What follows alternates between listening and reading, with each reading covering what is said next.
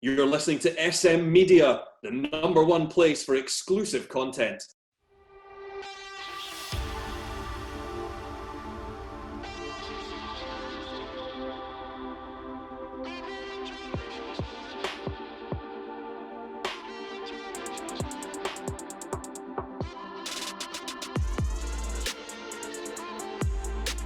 Hi everyone, and welcome to the latest episode of the Pro Wrestling Show right here on SM Media. I'm Scott McPike, delighted to be your host as always. Got a very special guest in this week's episode. I'm joined by Terry Thatcher. Terry, it's a pleasure to welcome you onto the show. Thanks for coming on. Yeah, thanks for having me. No problem. It's been a long time coming. We've been trying to organise this now for a while. Definitely. How are you? Good. I'm doing all right. I'm excited to get back. Excited to get back into a ring. Yeah, definitely. Coming up soon. When was the last time you wrestled? I think it was February of last year. Late February. What's it been like not having it? It's been a bit of a killer. Yeah, it really has. Like it's just it's been hard, but there's a light at the end of the tunnel. OTT have a show coming up now next weekend, actually next Sunday.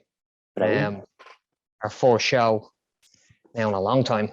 So yeah, looking forward to finally getting back into a ring. Brilliant. How excited are you to be back with a crowd? Oh man, it's gonna be insane. Like that, just that forced entrance. It's gonna be huge. Oh man, I'm just excited. Brilliant.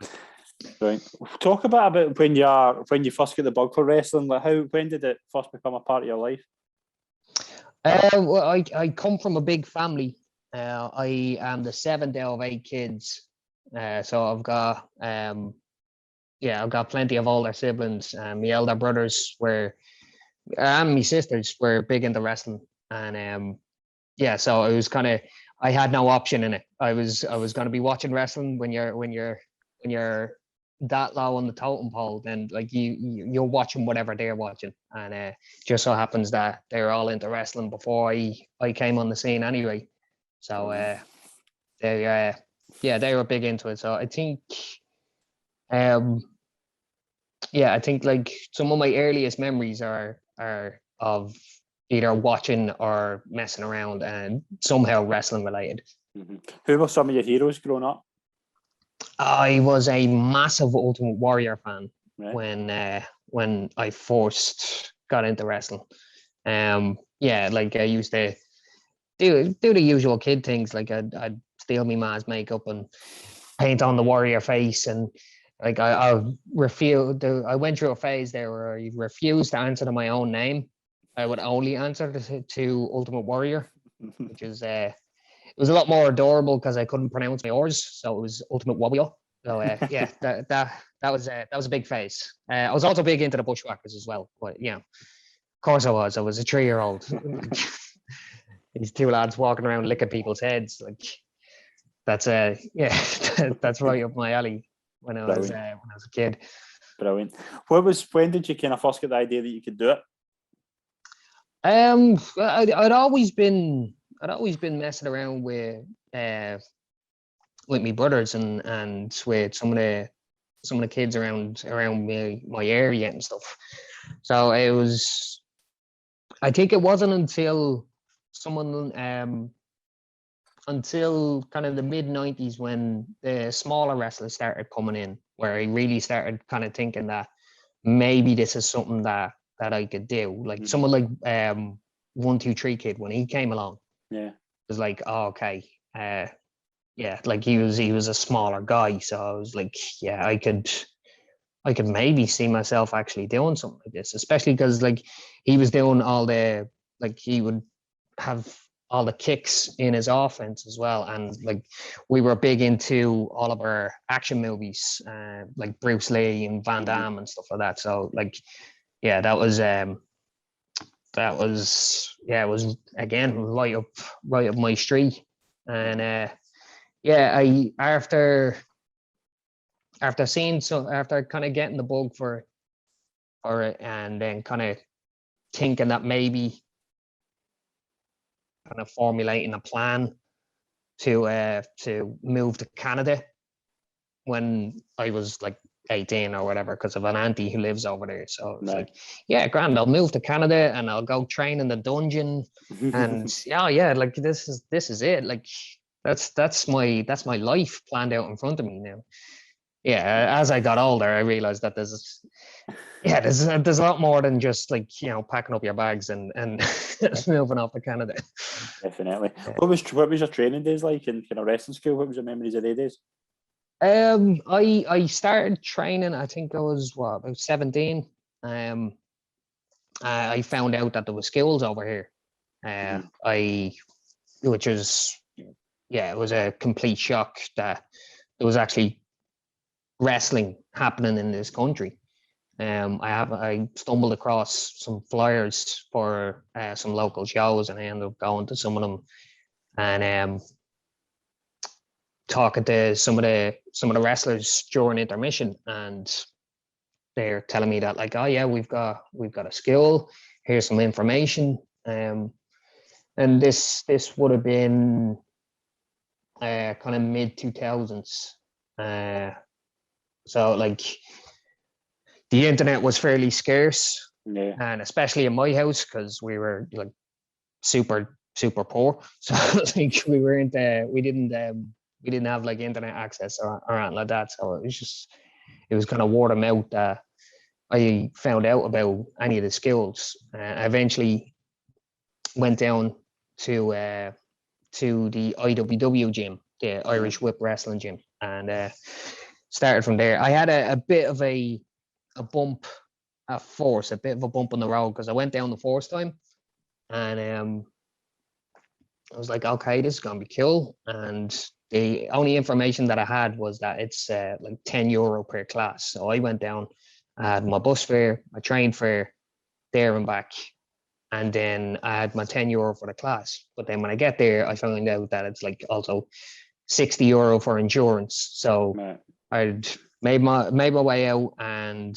couldn't train because I couldn't train until I paid the insurance. So that was a bit of a kick, but it was grand though, because I was able to sit in and watch the class and kind of pick up a couple of little things from there. And the lads were welcoming, and they were grand. They had no issue with me sitting and watching and stuff. So like that was cool. And then a few weeks later, I got the money up, came back down, and it just went from there.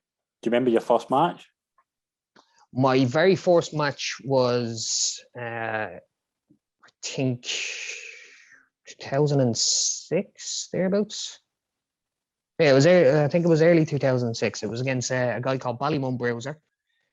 He was one of my trainers at the time as well, and I remember finding out that I would be getting booked, because I've been training for roughly around 5 or 6 months at this point, and I'd been to a couple of the shows as part of the ring crew, so I was getting to know some of the people there, and I got a phone call saying that I would be on the show, and not only would I be on the show, but I would be taking over someone else's gimmick. A guy called the Irish Dragon. Now he was a kind of a big deal, because IWW had a TV show at this point. It was on the Wrestling Channel, so they had a bit of a name, and Irish Dragon was one of the kind of, maybe not a top babyface, but he was definitely a featured part on the shows. And the guy who was playing him, the guy who was originally Irish Dragon, he went down with a back injury, and he had a bit of a falling out with the promoter. So they wanted to hold on to the gimmick, and they needed someone to fill it. And just so happens that I similar size, similar moveset. So he was like, yeah, we'll get this lad in, and he should fit the mold, and kind of kicked off from there. It was daunting finding out that I'd be filling that role. And yeah, just the quickest 8 minutes of my life. The match it went by in a blur. But I was in there with someone that I knew and someone that I trained with, and we've stayed. Myself and Bruiser have stayed pretty good friends ever since. Actually, we stay in contact fairly regularly. He's a good mate. But yeah, he really took care of me in that as well. Brilliant. Who were some of the kind of other wrestlers coming through at the same time as you that went on to do well? There was a handful of people. Like Red Vinny was around before I was. He was another one of the kind of big names in IWW at the time. Obviously, Sheamus was the top guy, and Drew McIntyre. Did you see Sheamus? Did you think Sheamus would go on and do what he's done? Like, I think we all kind of had a feeling that he was WWE bound. He was so dead set on he's getting there. He's gonna make it. And the same with Drew as well. Mm-hmm. They were all like just professional about everything. And yeah, it was just we kind of all knew that they were going somewhere. But yeah, there was a handful of others like Bingo Balance. He had started a few weeks before me, and he was going to he ended up having a bit of a decent run in the kind of early days of the BritWres expansion. Mm-hmm. When BritWres started kind of blowing up a little bit. He started really getting over, and he was traveling over to England and all over Europe. Also, there was also the OTT referee Niall Fox. He's actually my brother-in-law, so right. He started around the same time as me, and so he's still knocking about. But I think it's pretty much just me and Foxy now that are still going from that time. Most others have either had to retire or have moved on to other things, or like in Sheamus's case, have moved on to the big stage. Yeah, and obviously you mentioned there about OTT. Like, how good a company was that to? Has that been for you? Oh, it's been amazing, man. It's been incredible. Like when I first came in, there wasn't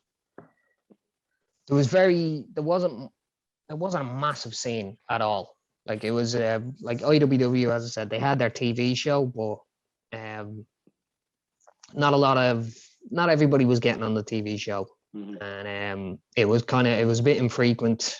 I think they had like 2 seasons, and then the TV show got cancelled or whatever. And there was IWW, then there was NWA Ireland, and there was some places up north as well, but no one was working together. Right. There was a massive divide between the training skills that you train here, you can't train there. Mm-hmm. And you best not go to any of their shows either or promote them in any way. It was kind of drilled into everybody, and not just in IWW but in NWA as well, that where it was drilled into us on both sides that the other guys are the enemies. Yeah. So we can't associate with them. But yeah, that kind of eventually started drifting off, and people started working together in different promotions. Well, yeah, when OTT came around, it was after years of doing just kind of the kid shows. Just in your local community centers, and be like basically the same matches every time, and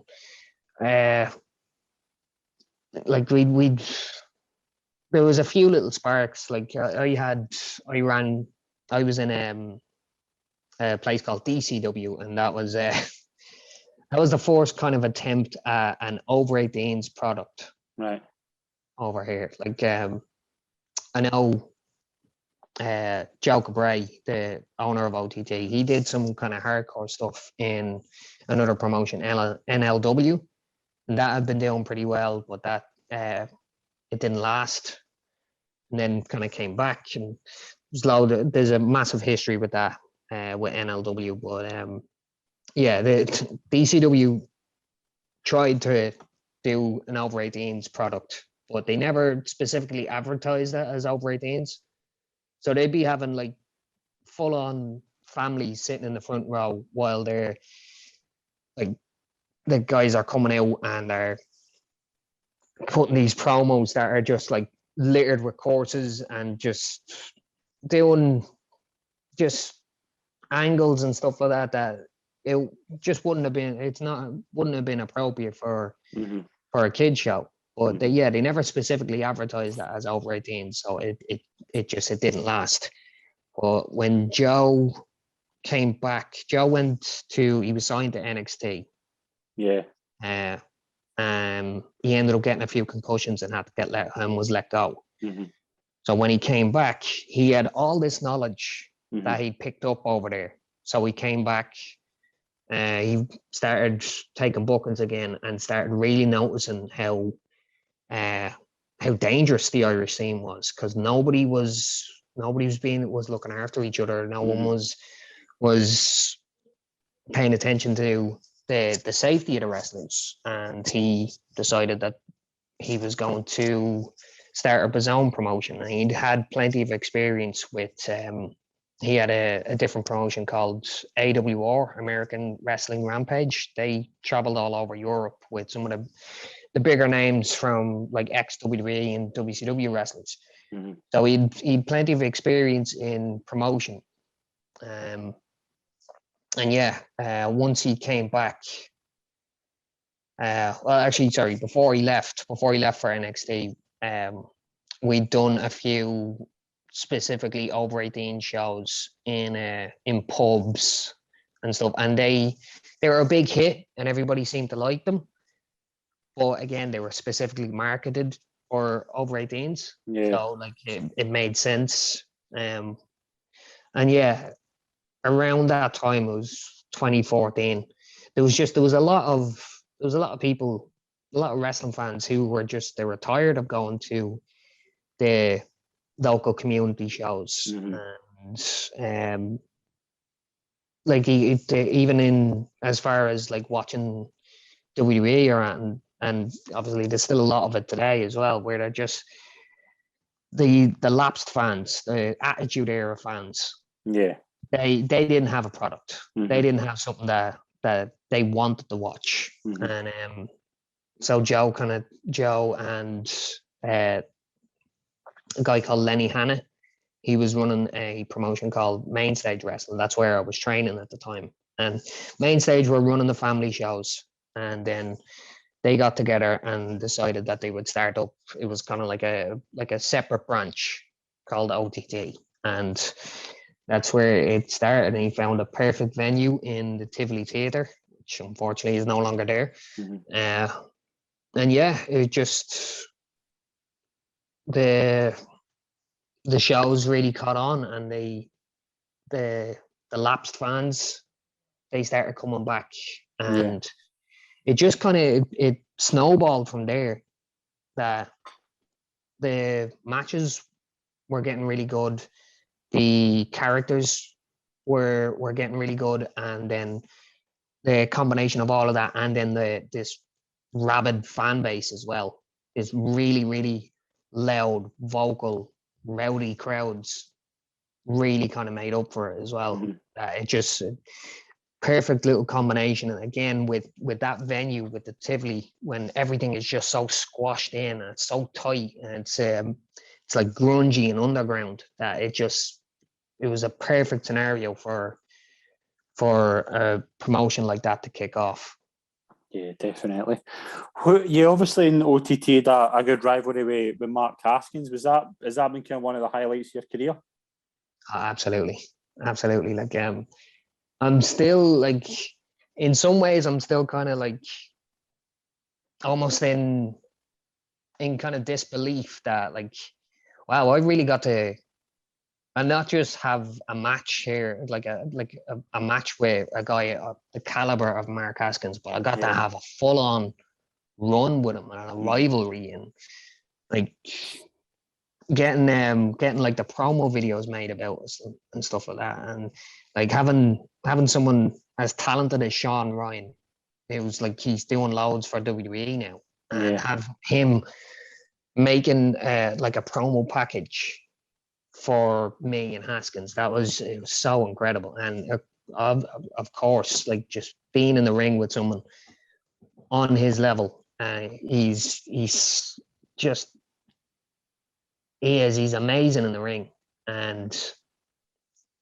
he just brings a certain kind of intensity to everything that he does. Like, soundest lad in the locker room, but like once you get in there, once that bell rings, he's all go. He's all go, off like full steam ahead. And it helped me. It really, really did. It helped me kind of up my game. And yeah, like I said, I'm still a little bit in disbelief, but like I'm absolutely honored that I was given that position to have those kind of matches and like a full program with him, which, you know, depending on who you ask, it may not be over. I hope someday we get back in there. Brilliant. Do it all again, run it back. Looking forward to seeing that. You've wrestled a couple of big names, obviously, as well, like Timothy Thatcher, your namesake. Like, did you see he would do really well? He would go on and do really well. I genuinely didn't think he was WWE bound. I just couldn't picture WWE really knowing what to do with someone like Timothy Thatcher. Yeah. Do you think it's weird that they put him with Ciampa? Do you think that makes sense? I think their rivalry, like them feuding against each other, was awesome. Well, I like them as a pairing. Mm-hmm. I like the two of them working together, and instead of going like the obvious route that like there's a built-in story there with him and Walter. Yeah, I think it's a matter of time before they pull the trigger on that. Mm-hmm. But yeah, it's I'm glad that they didn't go immediately to it and just like hotshot that. Yeah. Well, yeah, I was very surprised that he ended up in WWE. I don't, not that he's not talented enough. Of course he is. Like I couldn't imagine that WWE would know how to use a guy like Timothy Thatcher, someone who is actively not on social media. He refuses to go on social media. He refuses to run the ropes because he thinks it doesn't make sense. And you know, maybe that's a thread you don't really want to pull out of like what makes sense in wrestling. Yeah. But that guy, all power to him. He's doing brilliant. Definitely. I love watching his stuff. Definitely. See, like NXT UK coming through as well. Like, are you surprised that that's now that's now a thing? Like, do you did like 10 years ago? Did you ever see stuff like that coming into place? Oh no, not at all. I couldn't have imagined it going there. But in saying that as well, like the way the American NXT, the way that was picking up so much steam, and it was like everybody's favorite promotion at the time, or everyone's favorite brand of WWE. Like, I was more picturing that WWE would take some of the top guys from the UK and the European scene and start planting them into American NXT. But yeah, I couldn't have pictured it, but like I kind of like NXT UK. I like, especially now. I think they're one of the few that have done this no audience. The no audience wrestling. I think they've done it pretty well. I like it. I don't watch it enough, unfortunately. Like I keep meaning to kind of catch up on it, And especially because I know some people that are there now as well, like Aoife Valkyrie and Jordan, and like yeah, like these are people that I've trained with and that I've worked with. But it's in saying that, like, I kind of get that now every time I watch wrestling. It's like, oh yeah, I've had a match with him. There's Bronson Reed, I've wrestled him, and there's Thatcher, I've wrestled him, and it's like, oh, I've tagged with him, I've trained with him, yeah. So it's it is weird because like even like back in the day, you know, when Sheamus first got signed, it was like, oh yeah, there's Sheamus, yeah, he taught me how to do my first bump and stuff. And, like then eventually it was just I kind of almost not forgot, but it wouldn't register all the time that like, oh yeah, like that's the guy that trained me back in the day, and like he's on WrestleMania and he's winning titles and like he's having massive feuds and stuff like that, and then just kind of having to remind myself that like, oh yeah, I knew him back in the day. You wrestled another guy as well who's went on and done really well, Eddie Kingston. Like, how good was he to work with? Oh, he was amazing. He's so easy to work with, but I was terrified about it. I was absolutely petrified about working with him because I'd heard of Kingston and I'd seen some of his stuff. So when I found out I was going to be working him, I went and did a kind of deep dive on some of his other stuff. I tend to do that a lot when I find out I'm working in international. Yeah. I'll take a couple of days and I'll go and I'll look up everything there, well, as much as I can of what they do, and then start formulating spots that I might have in mind or stuff. But the thing with Kingston, I'd watch a lot more of his promos and then going, oh, okay. So like he is an absolute master on the mic. Yeah. So like I got a feel for what he was gonna be like. But when I first met him on the day of the show, it took me so long to go up and actually introduce myself to him because he has this kind of aura about him that like I don't know how to approach this. How is he gonna be? But like as soon as I said hello, he like pulled me in, big hug. Everything was sound. Like he was absolutely perfect to talk to. And yeah, we planned out the match. Like weird little things as well about it. Like he's this international name, and he's coming over, and he was kind of almost adamant about like because we had no idea what was going to happen in the match, but he was kind of like, oh no, like look, I'm going to be gone tonight. You're still going to be here, so you know you should be you, right? It should be you going over. It's like, oh, I've no bother. I've yeah. What's a loss? Like a loss isn't going to hurt me, but a loss might hurt you. And I was like, to have someone on his level, on like the caliber of him, and he's backing me and saying, "Oh yeah, like I have no bother. I'll take your finish, and you can beat me in the middle." I was like, okay. It's still some of the times when I think about stuff like that, like the people that I've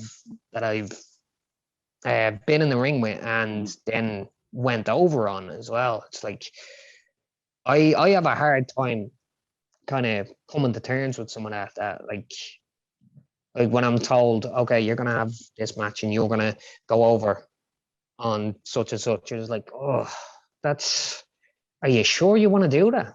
Like me going over him? Like, I don't know. I don't know. Maybe that's something about me, but like, I'm sure I'm not the only person who thinks that way when they're told that they're getting a big win, that they start feeling a bit strange about it. But like, no, it's weird. It's weird thinking of the people that I've not only shared a ring with, but I've actually gotten a W on. Yeah, definitely. What's the plans for the future? Like, are you still going to be working a lot with OTT? Oh yeah, definitely. No, OTT is my home my home place. Like it's where I want to keep training. I walk a lot where, well, as much as I can. There's a place in Cork over here called Phoenix Wrestling. Right. They are a young promotion. They started up from there was another promotion down there, a place called CCW, and that it started off pretty well, and then it wasn't a great environment for a lot of people there. So some of the guys involved, they got together and started up their own promotion. It's where Raven Creed is one of their kind of standouts. But yeah, I'm hoping to keep working with them when they're able to get shows back up and running, and occasionally be able to go down and maybe do some seminars with them and stuff like that. But aside from, like, I think they're my main two. If I could, I'd love to do stuff with Fight Factory as well. They're the other promotion that's kind of local around here. I've actually, like, I know most of the people that are there. I've trained there a couple of times, but not very frequently.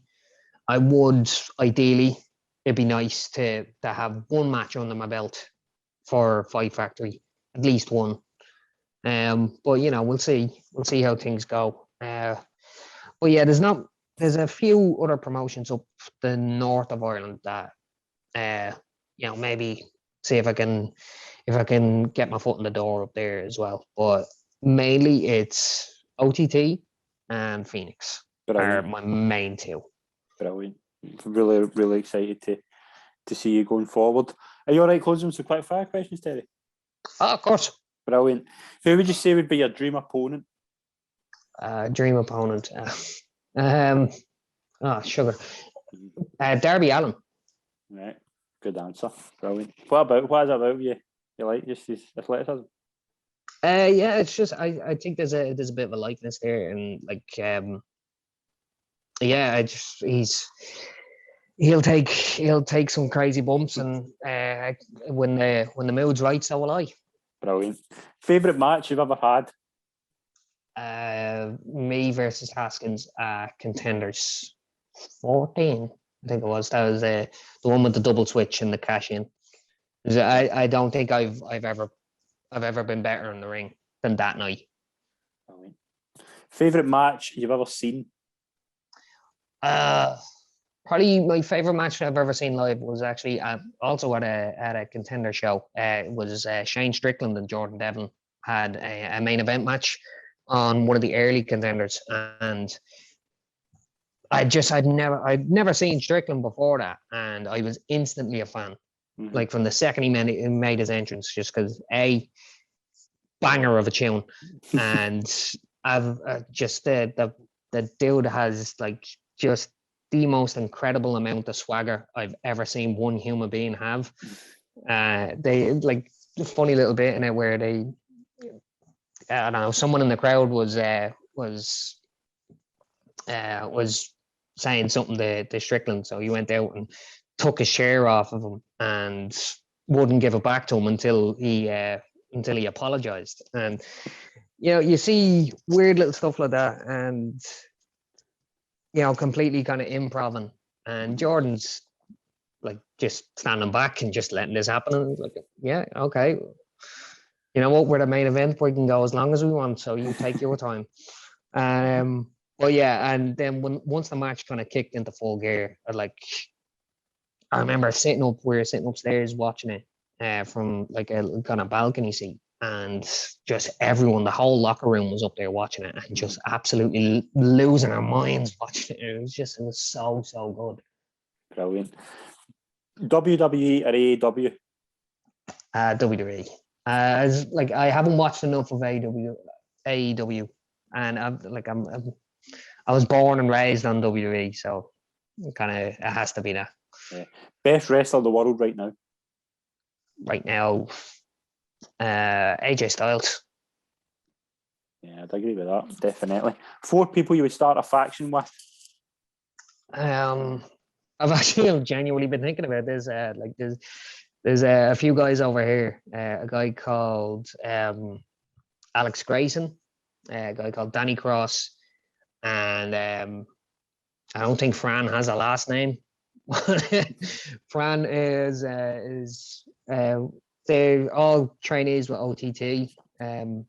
A couple of them have started work, like they've all had matches and such. Danny Cross has been on some of the contender shows. I don't think Alex Grayson has yet, but he right before the pandemic kicked, he was on his way to getting onto the OTT shows, to getting onto contenders, and since the pandemic, he's put on an awful lot of size, muscle, and he's kept himself in tremendous shape. Same with Danny and with Fran. If Fran would kind of, I hope he hears this, if Fran would get the finger out and get back down training, then we could finally make this thing happen, because like we had a thing set up where we're supposed to be brothers, and we did like a photo shoot where like we're both wearing the jeans and we're both wearing the little zip-up hoodies, and we looked like a proper tag team. But unfortunately, it never kind of came about. I'd love for something like that. I'd love to have my own little faction, my own little group of minions. Brilliant. Final question: the highlight of your career? Highlight of my career? I'd say probably winning the NLW title. It's either that or I love the Haskins match. I love the winning the belt and then losing it almost immediately. But now I think winning the NLW title was pretty huge for me, especially at the time, because Contenders was set up to build the younger guys, and I wasn't getting regularly booked on the OTT shows, so I went to the Contender seminar, and by chance I was booked on the Force Contenders, and things started moving on. I was having matches. They were okay. They were kind of in the middle of the card matches, and once I switched from heel to babyface, and I had this big match with Jonah Rock, Bronson Reed in WWE. I had this massive match with him. That kind of some people were coming around to me, but once I had that match, it opened up everybody's eyes. We did the tournament for the NLW title. Ended up coming down to me and Scotty Davis, and OTT was building, they were building Scotty. He was gonna be the next big thing, and then I'd been slowly coming up and getting a lot of fan support and a lot of sympathy, and just rocking up on the day of the show, and we didn't know who was going over. We kind of figured it was going to be Scotty, because again, that's the whole point of Contenders. We're finding out on the day, and Joe telling us just look, Scotty, there'll be another day for you, but if we don't pull the trigger on Thatcher, we never will. So it has to be his night tonight, and it had a great, excellent match, and it was a special moment, and and again, the promo package beforehand was another little feather in the cap, and another little moment where I really got to talk about me as a person rather than me as a character, and talk about being a dad, and being in the game for as long as I have, and of Irish wrestling, and being here in the top promotion, in one of the biggest promotions in Europe or even the world, and then getting a moment, a moment specifically, kind of just, it was my moment. And it was just really, really special and something that I'll always remember. Brilliant. Terry, it's been an absolute pleasure to be on the show. I can't thank you enough. I've really enjoyed it. It was my pleasure, mate. All right, Brilliant. thanks All the best. so much. Thanks very much. Thanking you.